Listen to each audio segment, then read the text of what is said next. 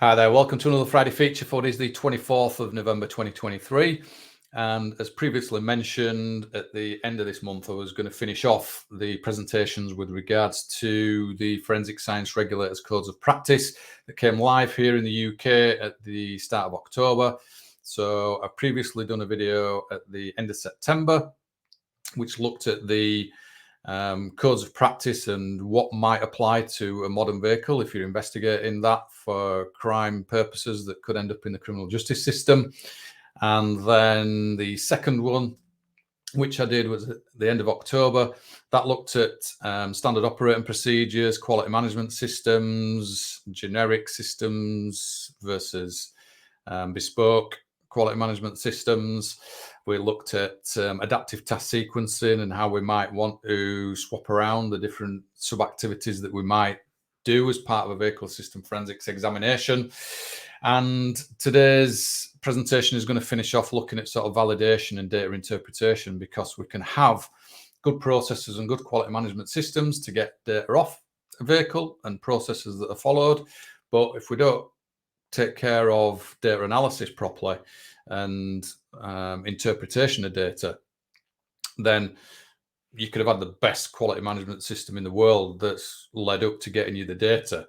But it means absolutely nothing if you've not taken account of some of the vulnerabilities that can occur on modern vehicles with regards to data, if you don't investigate your tools properly that you're using to get data off, to make sure what you're getting is accurate, or at least you understand what the tool might be doing to some of the raw data and what changes might have been made to that raw data as it comes out and is in the hands of investigators that are responsible for reporting it on in court. So if you've not seen the first two, then it will be a good idea to go back and watch those in sequence before starting to watch this one.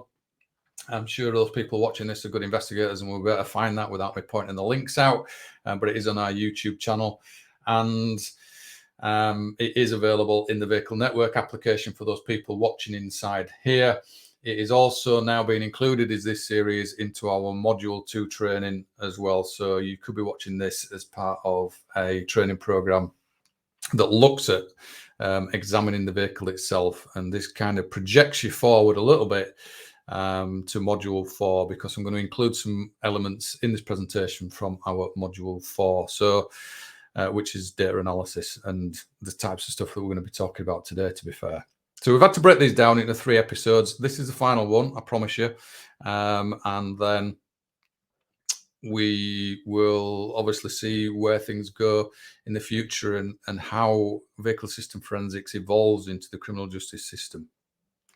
So it's got a PowerPoint to share with you again. Again, it's done a little bit rough and ready, but we'll get going with it and see how we get on. So we're going to be looking at validation, process, tools, data analysis, which I've already spoken about in the intro. I just thought it'd be useful to revisit a little bit from the second episode that I did in respect of talking about generic SOPs versus bespoke SOPs, and I've had some good conversations over the last month with various people. But I just highlight this as an example from another industry. So Stephen Bartlett, for those that may or may not know him, is a very successful entrepreneur, starting new businesses, and in a completely different arena to forensics. But a tweet that he's put out is, if you don't care about tiny details, you'll produce bad work, because good work is the culmination of hundreds of tiny details. The most successful people I know all sweat the small stuff. So I guess it's it's a bit of an analogy. So if you're just going to put a generic SOP out and don't care about the tiny details and changing things to be more bespoke across the spectrum of vehicles that you might be coming across, then you may end up with not as good a quality product at the end of things.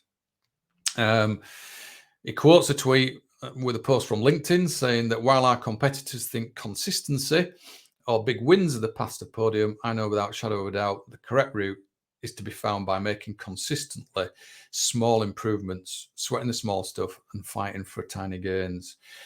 And for me, that, it runs true in the sense that if you're consistent, That's fine, but you're not going to end up with as good a quality product as if you're making those tiny tweaks to your processes as you self-develop and self-learn through your different types of vehicle system forensics examinations that you do. And I've got plenty of examples of that from my own experience, but I've only been exposed to so much of the field, and there's still potentially another 270 degrees of the spectrum that I've not been exposed to. So there's much learning to be done for people within the scope of doing vehicle system forensics as to what is the right way to do things versus the wrong way to do things, or what are the limitations of doing something a certain way versus another way.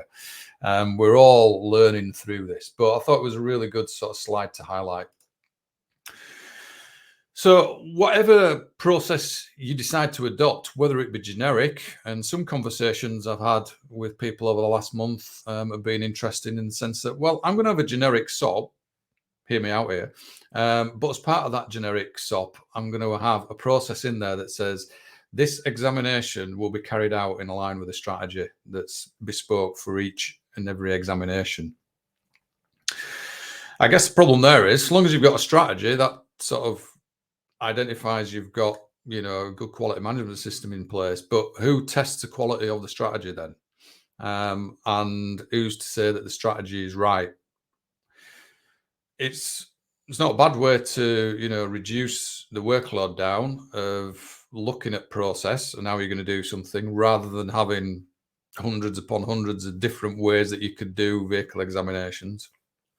But if you are just going to write a strategy, how does that strategy get assessed, and who's responsible for writing that strategy? What training have they had? What background are they from? And how do you know that that strategy is right? The difficulty we've got a little bit here in the UK, at the risk of repeating myself, is that we don't have any real best practice or guidance or documentation that says how something should be done. And I'm not saying that there should be something that says how something should be done, because that could funnel people down an incorrect route if it's not right. There is the Scientific Working Group for Digital Evidence that issues some guidance around telematics and infotainment forensics as to the process in how you would undertake that type of examination. But if we're looking at the vehicle holistically and looking at different ECUs on there, then that doesn't really encompass that type of examination.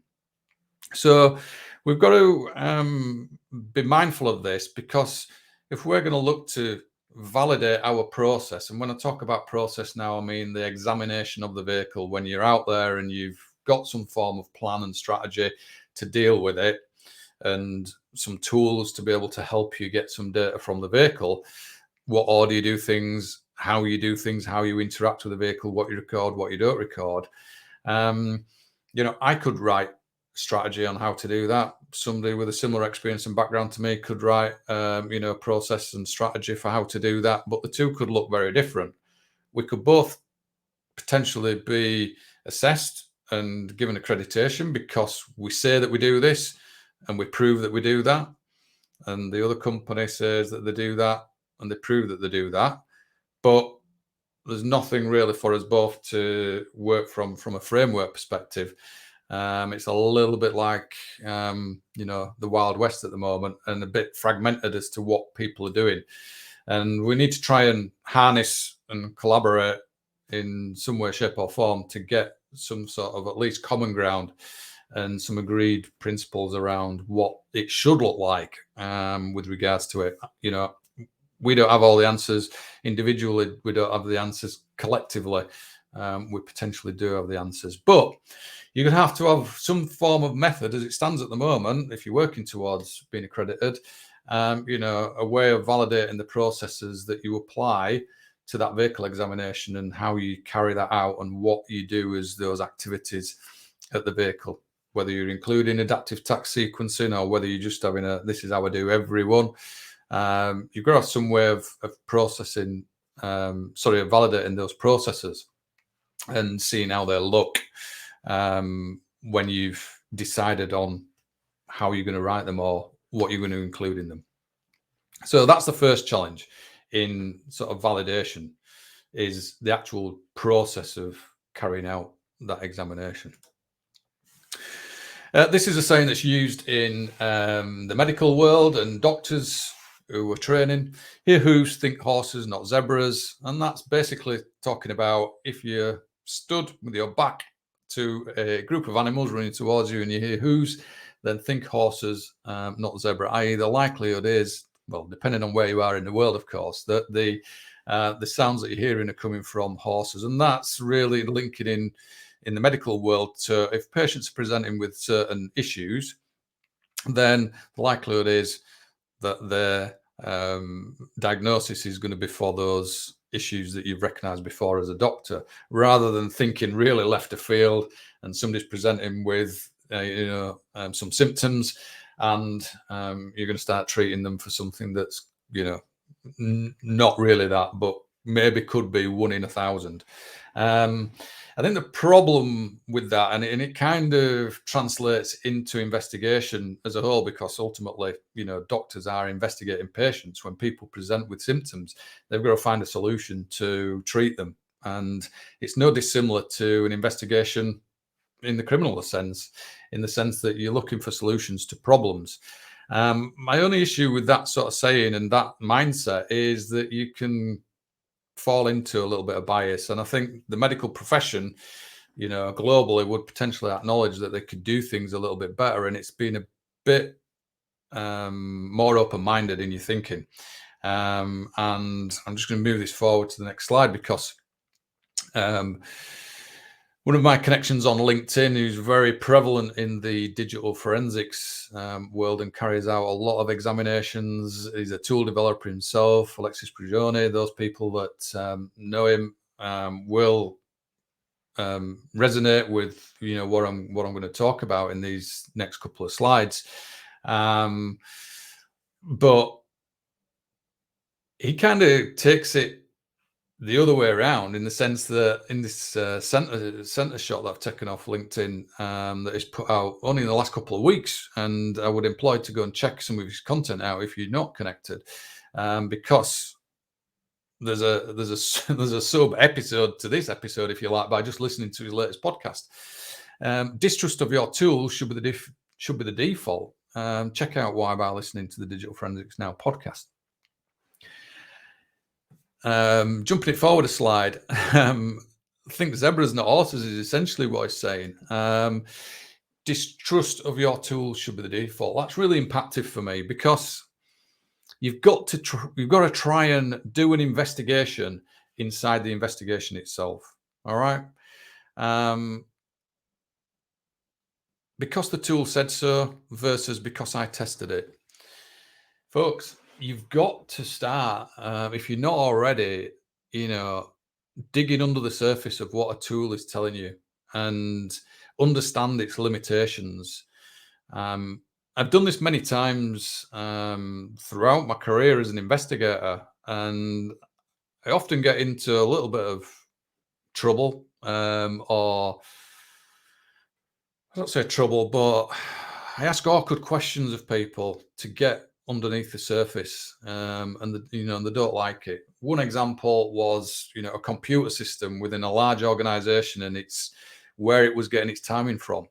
And I was given answers that I wasn't particularly satisfied with, because I had evidence to the contrary. And when I started pushing and pushing and pushing, eventually I did get an acknowledgement that one of the computer systems in this organization was not in sync with real time. But had they disclosed that, it would have caused a lot of issues for other systems that the timing source was running. So nobody really at that time, going back quite a number of years now, but nobody at that time wanted to really acknowledge that. But I needed to know that it was out by a certain amount of seconds, because it was affecting my investigation. And it meant that I wasn't getting to the truth as to what had happened. And there was just too many inconsistencies. This was the common denominator that was the problem. And you've got to start pushing and asking those awkward questions of, tool providers, manufacturers of vehicles, manufacturers of devices, if you're going to get to the truth. Now, Alexis is a tool developer himself. So for him to say that he's distrusting his own tool, It's quite impactful for me. And um, go and check his content out because it will help you see that other people on the other side of the Atlantic already are thinking open-mindedly about this and have got this take on things. Tool developers are great. We need tools out there to get this data off systems. There's no two ways about it. We spend a lot of time trying to get data off cars, doing it manually, and it is an absolute nightmare versus a tool that will do it automatically for you, whether it be a diagnostic tool, whether it be Bosch CDR. They speed up the process so well, but you've got to try and understand what's happening on that journey from the raw data to what's being output in the tool and what changes may be made in the process going forward. I'm going to give some examples of that. I go to one of my former colleagues, who I won't name, but he was in court at one point and was asked what this substance was on the road, and had he tested it? He'd tasted it, which each to their own, but he could be convincing to the court in the sense that he'd actually tasted this substance, he knew what this substance tasted like, and he'd not had it forensically examined, etc., etc. Those people that have tasted this particular fluid that would have been on the road after a crash would probably know what it tastes like. It got the message across. It's because he tested it, not because something said it was. And that's what you've got to do. And we're constantly doing that in a lot of our vehicle system forensics examinations. We're going back, we're recreating scenarios, and we're testing it, and we're understanding the limitations of it.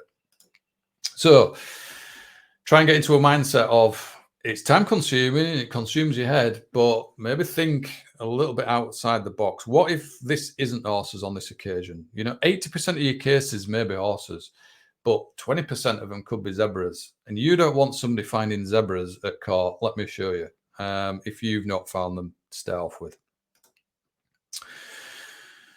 Tool and process validation only gets you so far. Your tools can work as designed, but if you misinterpret the data or its context, none of that matters. So, as I touch upon, you can have the best validation of tools, processes, accreditation, get you the data out.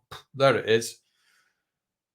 If you don't interpret that data or understand it, then it's just going to undo all your great years of work of getting good quality management systems in place for your process. And this is probably the most important part of dealing with any digital investigation, is the interpretation of the data and understanding the limitations of the data, how the tool has affected the data, what the device might be doing with the data in its raw form as well.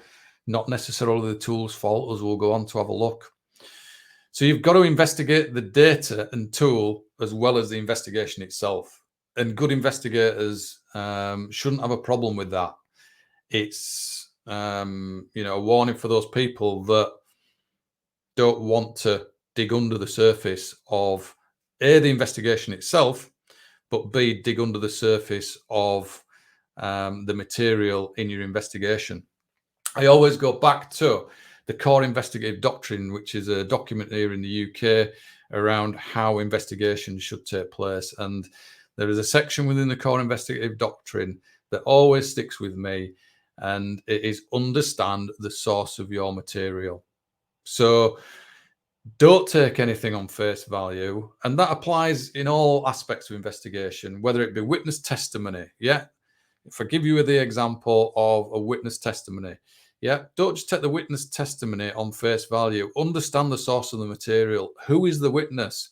What frame of mind were they in when they gave that statement? What context did they give that statement in? Was it immediately after the commission of the offence? Was it weeks down the line? Are their memory affected by various things? Are they being coerced by anybody to say certain things? What's their stature in society?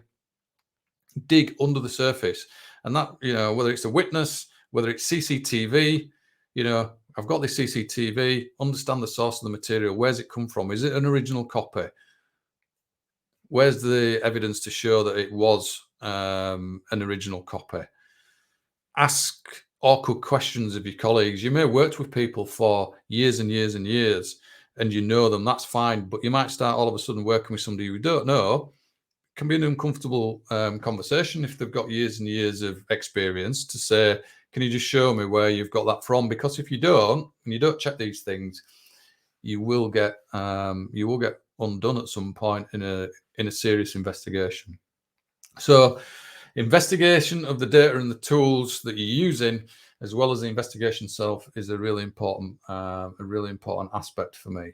Because if we just look at the evidential iceberg for a minute, and we've got all this stuff that's going on in the under the tip of the iceberg in an investigation, and this is an extract from our Module 4 training course, but this is specifically around vehicles. You've got all these vulnerabilities that are under the surface, and if you don't take care of them and you don't understand what's going on with them, as they creep through that water to come out into the courtroom, things can happen with them.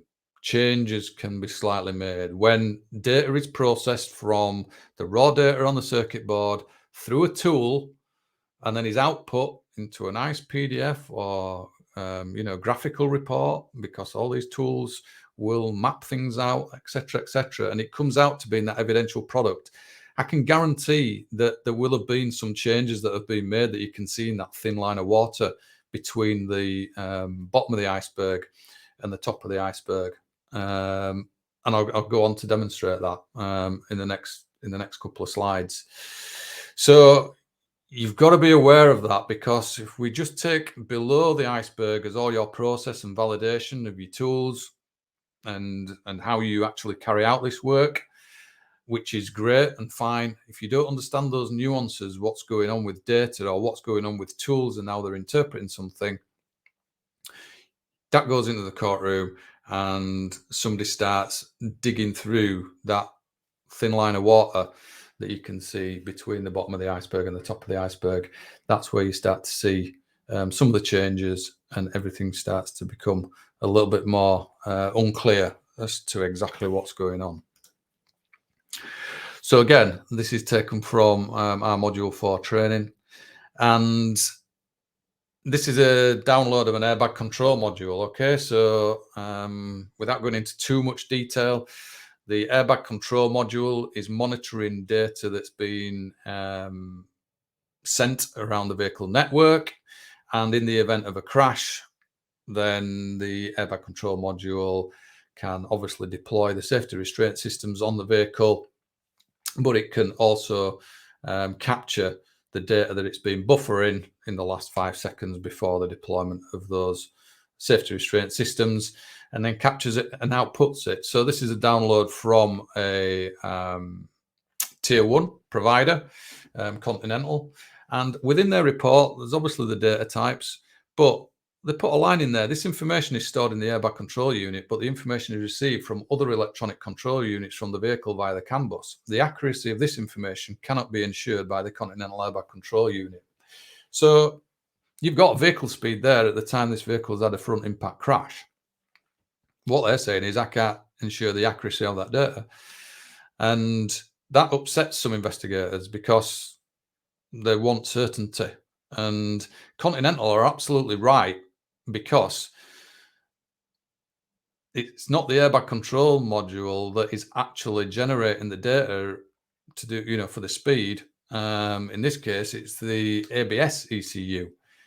So the ABS ECU is getting the speed from, the wheel speed sensors, but then the ABS ECU is broadcasting the speed out onto the CAN bus network that's been monitored by various other ECUs, not just the airbag control unit, but the, the speedometer, the door locks. When you set off and the speed goes above a certain level, then the doors will lock. It goes back to what I say: understand the source of your material. The source of the material on this vehicle are the wheel speed sensors that then go to the ABS ECU that then are broadcast out to the rest of the vehicle network. And the speed is on the airbag ECU, but it's taken quite a journey to get there. If we move this forward a slide, and this is just one example, the vehicle in this case had the wrong tires fit on it, so it's got some tires that are slightly larger than what the ECU is programmed for, and what that means is that there needs to be some kind of vulnerability taken on the. Sorry, just had to pause the video there. The tires for this vehicle are not the right tires that the ECU is programmed for. So obviously when Continental are downloading this airbag control module, they don't know what tires are on this vehicle. And that's why they've got a line in their, in their report to say that they cannot assure the accuracy of the data because there's so many vulnerabilities that can go on with that. So you've got to be able to account for that difference. And if you're not checking the tire sizes when you're doing your examination, it can have an effect on the data that we subsequently see on the vehicle. And if you're not aware of that vulnerability and somebody picks up that vulnerability, then they're going to start asking what other things have you not picked up. So you've got to try and take care of those things as and when you come across them, and as and when you learn about some of the vulnerabilities that can be on a modern motor vehicle. So if you can see that on the screen, the tire is actually a 195 and it should be a 185. So there is a vulnerability in the fact that the ABS ECU is programmed for a tire size of 185, not 195. And therefore the rolling circumference on the tire is slightly different. And you've got to account for that in your reporting. It's a little bit difficult to see this, but this is an infotainment log file from a vehicle. And if you can see the two LATs that highlighted, one's in white and one is in yellow, you will see that they are recorded at exactly the same time, but one's labeled Trimble input, one's labeled Trimble output. And there are two different GPS coordinates there at that same time. So you've got to bear in mind that if you're going to export this out of this data, which is raw data, I hasten to add, this is just a direct chip read of the infotainment system. You've got to understand what that input is versus what that output is. And it may be that if you're using a tool or a script to pull that data out, somebody may decide just to use one of those values and not give you both, or they may give you both. But you've got to understand what's going on. In this scenario, I think on this one, it is dead reckoning. So the system itself is receiving the initial GPS values, and then it's outputting where it thinks the vehicle may be, or where it should be based on some other parameters that are coming into the vehicle, in the event that the vehicle ends up in an area whereby signals start to get weak, or in a tunnel whereby the signal is temporarily inhibited. Then it's still providing to the driver a route that it should be taking. So you've got to understand the source of your material, because if you've just got this data and it's being exported with just those outputs, then you don't know that the original input data exists, because it might not have been output by the script that somebody's written for that particular raw data. And if you don't know that, then you can't take account of the vulnerabilities that could exist with it, because you've not got the original locations potentially. Now, this happens a lot with GPS data, to be honest, and it's only through my learning that I've come across some of these things. I did a Friday feature a few weeks ago in the vehicle network application about map matching, whereby you may get raw data of GPS or GNSS data coming onto, say, an iPhone. And what the iPhone's doing is it's getting rid of a lot of that raw data and just putting you a fix on the road, because that's where it wants to give you a nice, clear route as to follow when you're looking at a mapping application. But what that means is that albeit on the face of it, when that data is exported through, say, Cellbrite, it's looking like the vehicle or the phone is tracking down the main road and it's really good. Oh, this is really good GPS data because it's showing it on the road. We know the vehicle's on the road. But actually, it's the mechanism of the technology that has truncated the original GPS data and put it onto the road itself when it shouldn't have been.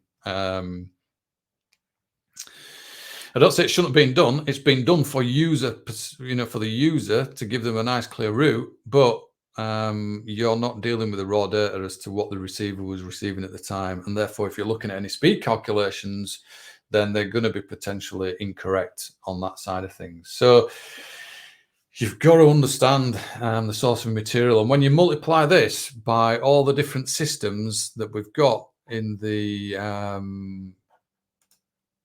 when you've got within the automotive industry and the different ECUs and the different tools that you can use, whether it be diagnostics, whether it be crash data retrieval, whether it be infotainment forensics, whether it be third-party data analysis tools. Only a few weeks ago, I had some conversations with the providers of a data analysis tool because I wanted to know what was happening with their GPS data when it was imported into their tool. And I had the situation whereby the analysis tool was giving me some speeds from the GPS data, which is nice, and that's my end product. And oh, look, the car was doing this speed at this location. I was asking the tool provider, how does your tool actually calculate that speed? Is it an average speed between two fixes?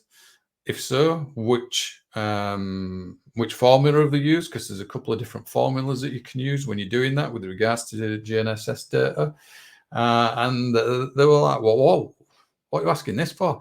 Because I want to understand the source of my material. So we can have a lot of process validation, tool validation, but unless you understand that data properly at the end that's brought out in the tool or in whatever method it does come out, whether it be people extracting it out manually, we've got to understand what changes, if any, might be being made by those. And it goes back to what Alexis was saying around distrusting the tool at the outset and proving that it's right, or at least understanding the nuances of it.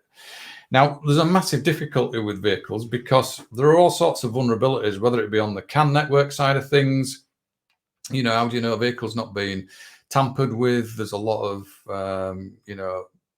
electronic devices out there, shall we say, at the moment that are compromising vehicles and potentially putting, rogue messages onto a vehicle. There are so many vulnerabilities on that side, and then you've so many vulnerabilities on the other side of, say, GNSS data, GPS data, speed data on a vehicle, as an example, with the tire sizes, the dynamics of a vehicle in a crash. You've got to understand all those things as well in order to be able to report on it. And it's interesting that the forensic science activity of cell site analysis has its own, own area, whereas GNSS analysis, for example, and we're maybe an argument they see just as much, if not, more of one or the other. Doesn't. It's just within data analysis is understanding GNSS data, which I thought was quite interesting when we tend to use GPS data for speeds or locations of people or vehicles as well, and putting them at certain places at certain times. Cell site obviously does that as well, but GPS and GNSS does have its own vulnerabilities, and perhaps that needs to be looked at from a dedicated area, because for me there is so much that goes on with data analysis that there are so many vulnerabilities with it that people need to be aware of them. So I kind of wrap this up at this juncture, really, because there's a lot of work to do, and the only way you can do it really is testing and validating. But it's just such an enormous task for those involved in vehicle system forensics. You know, we've a test vehicle at the moment. I'm having to run the vehicle I've run it for 9 months and I still haven't finished the validation study. I'm going to have to do another 3 months, just because of the nuances of this system and the way that it's recording, in the sense that there's no guarantee that I'm going to get data when I take the vehicle out. I have to run it over prolonged periods of time. And that's just one system with one method of getting data off that's useful for some vehicle system forensics investigations. And you multiply that by the different number of vehicles that are out there, you can't do it all. And, you know, you've got to look at maybe just testing on your specific case and build something into your process and validation process that says, unless there's any reference material or other testing that's been done on, that you will carry out your own testing. And to be honest, it's no different to what a lot of people will have done in the past, in the sense that we would test hypotheses out, certainly in forensic collision investigation. You would do reconstructions. You know, it's not uncommon to do reconstructions, but I'd say in that field, but I'd say it's uncommon to do digital reconstructions. And I think we probably need to do more digital reconstructions than we are doing at present. And perhaps they need to be just a bespoke to meet the needs of a particular investigation. So if you've got any comments and you've got any questions, then by all means, drop them in the comments to this video, drop them in the Vehicle Network application on the community channels, or send us a direct message. You can obviously contact us at training@apshaw.co.uk. I don't have all the answers. These are just my views and opinions on the complexities of applying the forensic science regulators codes of practice and the forensic science activities that have been identified that apply to the modern vehicle. So for those people in Vehicle Network application, I'll be back next week for another Friday feature.